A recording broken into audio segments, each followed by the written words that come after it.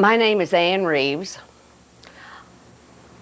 I'm a fifth generation Methodist of the Pittsburg Methodist Church. So I have had many years to examine the windows in the church and to love them. And a number of years ago I wrote an interpretation of the stained glass windows in the First Methodist Church. And this is that study that I made. Very little is known concerning the origin of stained glass, but it is believed to have started in the Near East, which was the home of the glass industry. In all probability, the art of making stained glass windows did not begin before the 9th century, because it is doubtful if before that time glass was produced in enough colors to permit designs. There are several references which definitely prove that a few cathedrals had windows adorned with stained glass panels in the 10th century. From that time on, the art of producing stained glass pictures spread from country to country, and the techniques used in creating the glass progressed so that the artist had a larger palette of colors from which to choose. The two primary means of staining glass, and our windows utilized both of these techniques, were, one, to color the glass throughout its substance by dipping clear pliant glass into molten colored glass to give it a translucency of the desired color, and two, by mixing ground glass with various metallic oxides, copper for green, cobalt for blue. Then the design was painted on a sheet of clear glass and fusing this on by baking it in a kiln. The art reached its greatest heights in the first part of the 16th century. Many famous artists worked in the medium and created windows which were masterpieces. In the 19th century, the art began to decline, and today there are very few artists who work in the medium of stained glass. There's not enough information available to give us more than a scant picture of the history of our windows.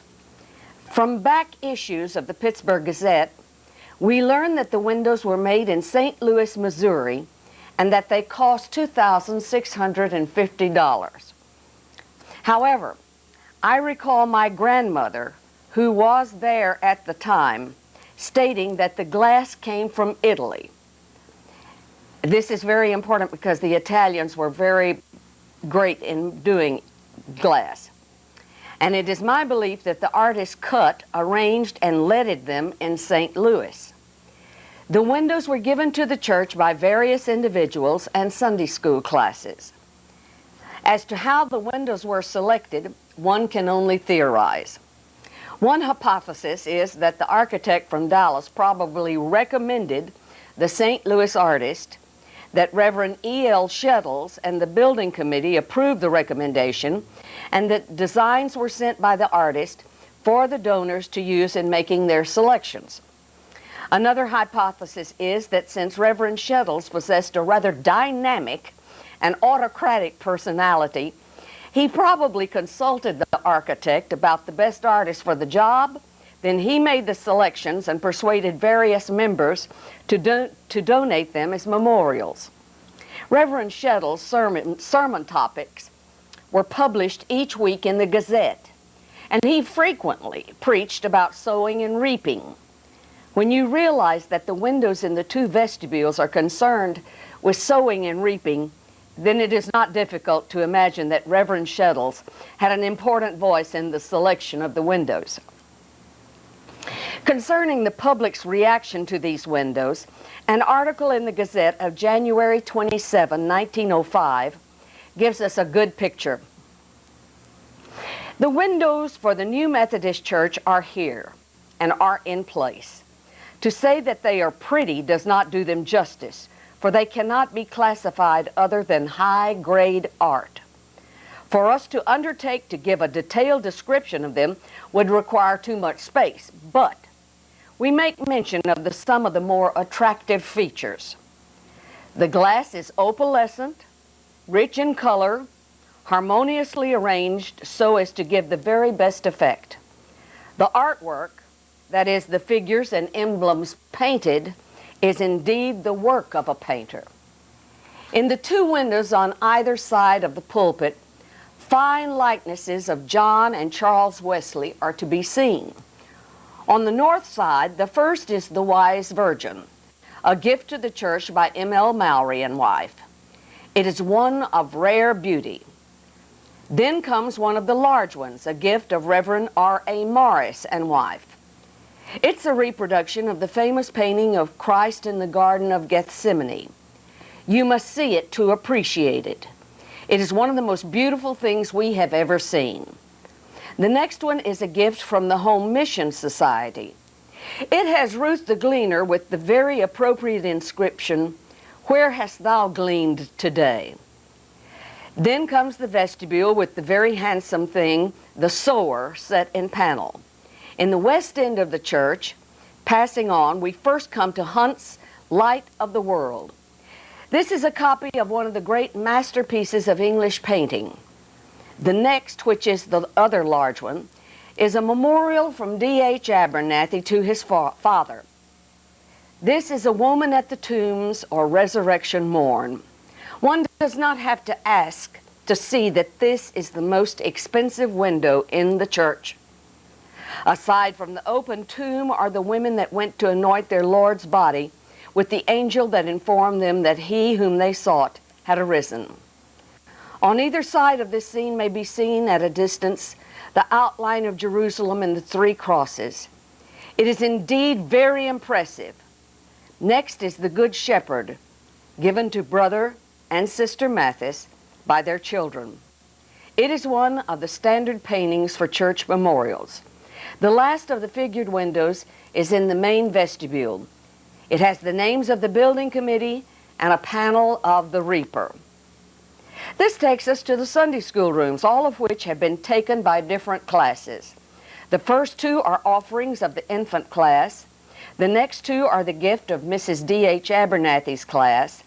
Then comes the classes of E.R. Greer, Dr. Lightfoot, C.F. Swayze, the Home Department, W.R. Heath, and R.B. Lockhart. All of these windows have beautiful emblems. We feel safe to say that we doubt if there is another church in Texas that has glass superior to this.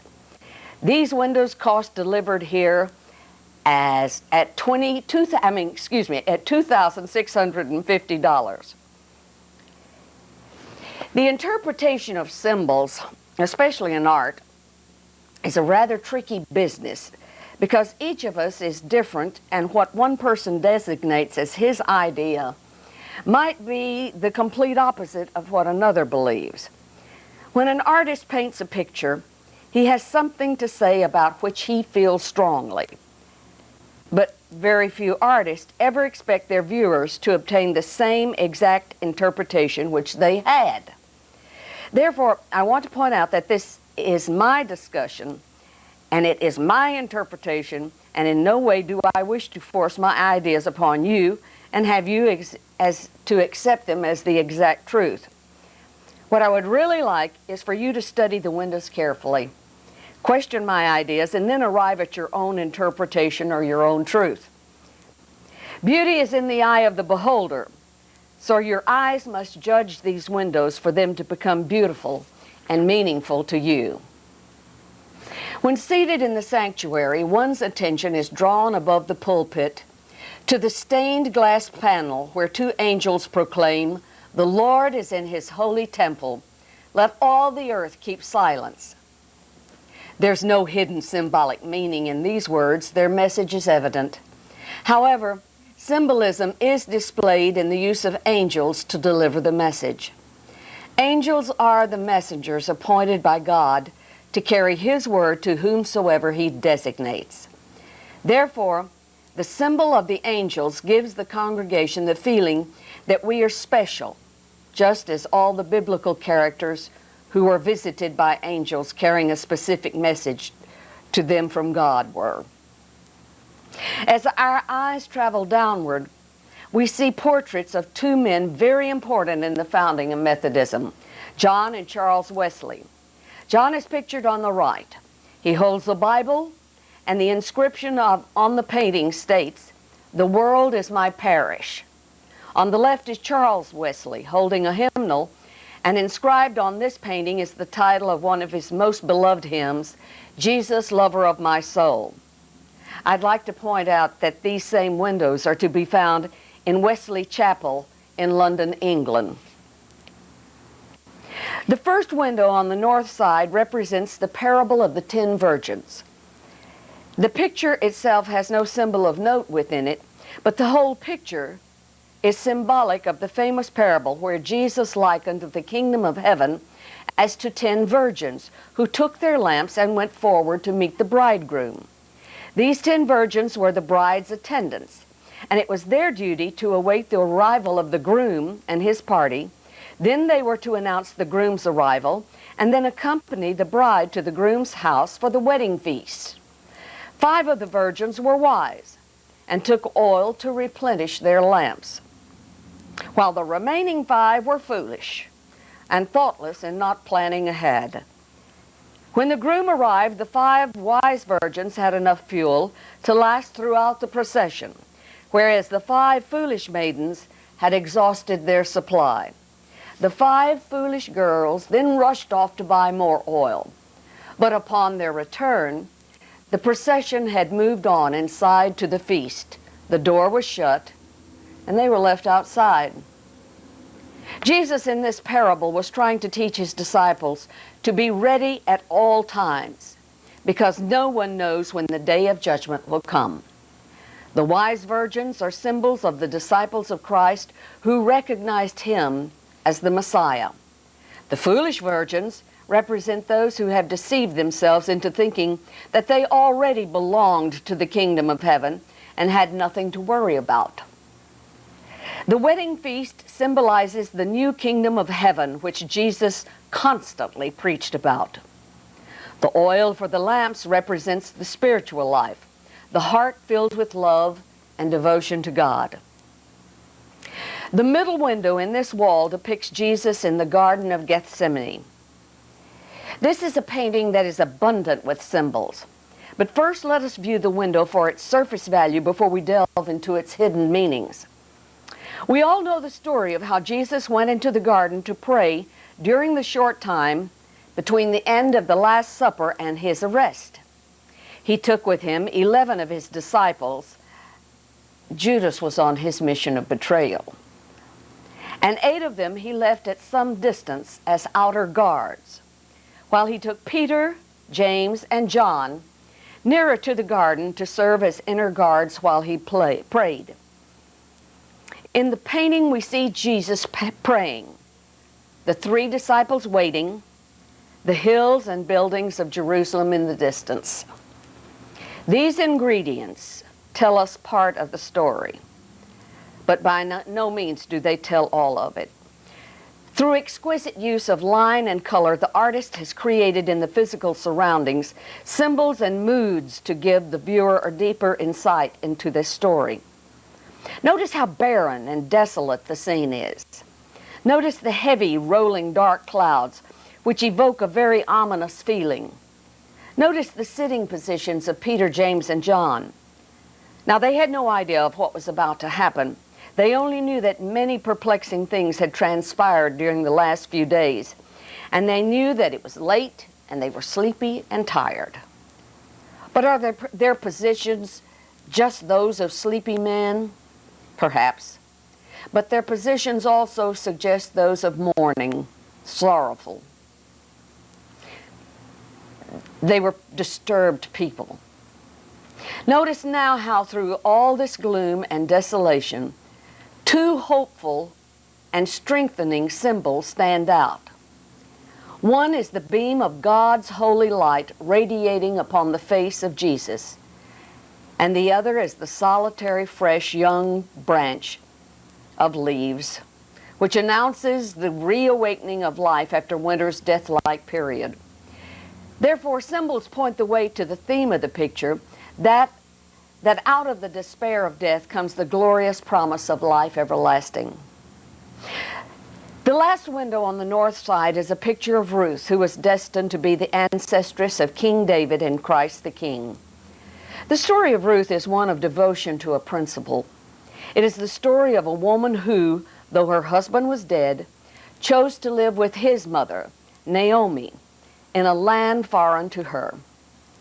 It is the story of how she cared for Naomi and secured food for her by going into the fields and gleaning or picking up the few stalks of grain which were left by the harvesters. It is the story of how Boaz, the owner of the fields and a relative of the mother-in-law, so greatly admired Ruth for her devotion to Naomi and to the principle, "Your people shall be my people and your God shall be my God," that Boaz fell in love with her, married her, and saw to it that neither she nor Naomi should ever want for anything again. The colors used in this picture of Ruth are the keys to the symbolism of the painting. Ruth's dress is of a muddy yellow hue, which suggests rough homespun cloth that has not been refined by bleaching or dyeing. This type of cloth was worn by only the very poor. Her dress color also tells us that Ruth was not an Israelite by birth, because the Israelites were very artistic and colorful weavers of bright, solid-colored fabrics, striped fabrics of many colors, and plaids not unlike the tartan plaids of Scotland. The dull green piece of cloth around her waist and hips was called a girdle, and the way it is worn tells us that Ruth is a working woman. By wrapping the girdle in such a manner, the dress of the working woman was raised so that the hem would not get dirty, and it also left her feet and her legs less encumbered so that she could move about more freely. So here is the picture of a poor working woman, yet she has a purple stole around her head and shoulders. What is the symbolism of this? First, this tells us that she was or had been married, for only unmarried girls or women of loose character wore their hair uncovered. But this is not the primary meaning of the purple stole. The color red and its shades had great symbolic meaning in those days, for it designated class.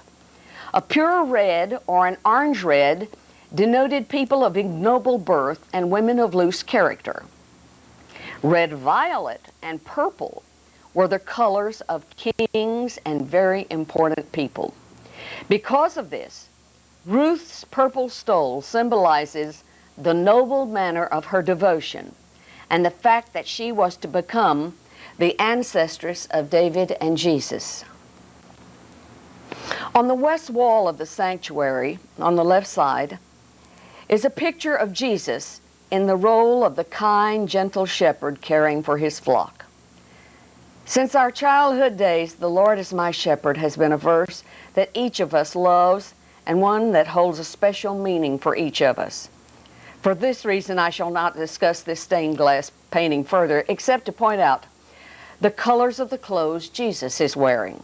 In this painting, as in the one where he is praying in the garden, Jesus is attired by the artist in pale, muddy yellow and red violet colors. The symbolism of these colors shows that even though Jesus was a prince among men, he did not place himself above others, for he was a brother to all mankind. The center window on this wall depicts the scene where the angel tells Mary, the mother of James the Less, Salome, the mother of John, and Mary Magdalene, that he is risen. These three women had come to the tomb to anoint the body of Jesus as a final act of devotion. And as they neared the tomb, they wondered whom they might get to roll the stone away from the door, for it was a job for 2 or 3 strong men.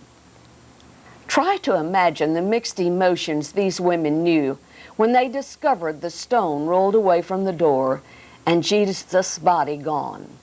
The women were awed and frightened by the appearance of the angel. But more than that, they were sorrowful and fearful that Christ's body had been stolen. These women in their sorrow represent one part of this picture. Let us now direct our attention to the other parts and then fit them together. As we gaze at the picture from left to right, in the upper left corner, we see the 3 crosses on the hill in the distance, and they serve as a horrible reminder of Christ's agonizing death. Our eyes then return to the women. The two who are standing are probably Mary and Salome, for their heads are covered, designating marriage. The kneeling woman is Mary Magdalene, who was probably the most devoted follower of the three.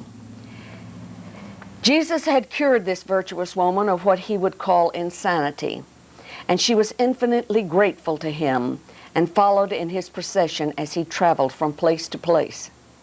Mary Magdalene further showed her belief in Christ by choosing to wear the colors of yellow and pure red to show that she believed in his teaching that we should be a brother to all mankind.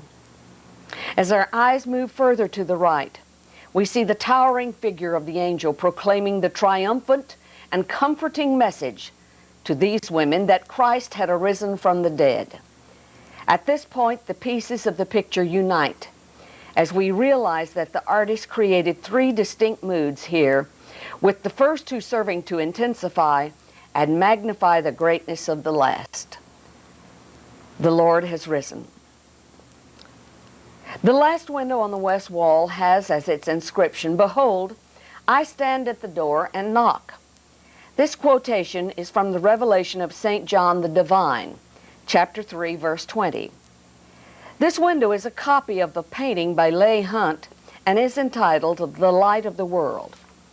In the painting, the resurrected Christ is standing at a door, preparing to knock with one hand, and in the other he carries a lantern. The symbolism of these two things is that if you will receive Christ and repent of your sins, his radiant light will guide you to the kingdom of heaven. This is the main theme of this window, and it is quite clear. However, there is some secondary symbolism involved here that is somewhat perplexing. In chapter 1, verses 13 through 15 of the book of Revelation, St. John relates, "And in the midst of the 7 candlesticks, one like unto the Son of Man, clothed in a garment down to the foot, and girt about the paps with a golden girdle.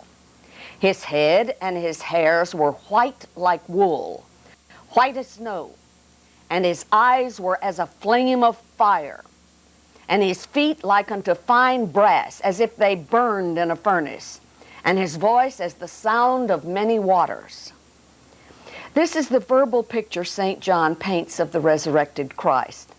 Yet our artist's conception is entirely different. Why? I wondered. Then I realized, in all probability, Mr. Hunt knew that people were conditioned to seeing paintings of Jesus where he was pictured as having long brown hair, gentle, loving eyes, and a serene, at peace with God and man countenance upon his face. If Mr. Hunt were to paint the resurrected Christ literally as St. John described, then the people would be repulsed by the painting and would not accept it. Yet Hunt wanted to depict the resurrected Christ as being different from the living Christ. So he utilized what is known as poetic license, or obviously changing the details to better put across the idea. In the painting, we see the physical body of Jesus that we are accustomed to, but his clothes tell us that this is the Savior who conquered death. Jesus no longer wears the red-violet color.